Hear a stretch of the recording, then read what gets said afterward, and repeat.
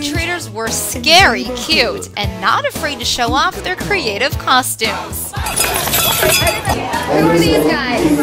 Taco the taco and burrito as a burrito.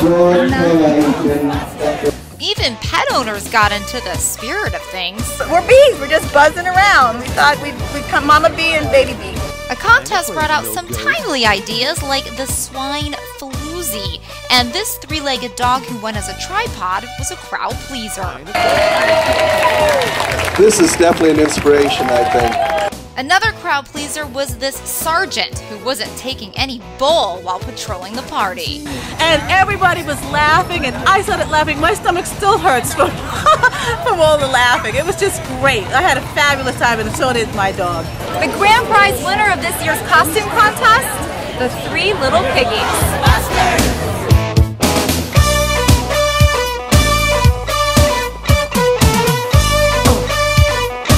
I ain't afraid of no ghost. For Petopia TV and Fido Friendly Magazine, I'm Michelle Brubaker. I ain't afraid of no ghost.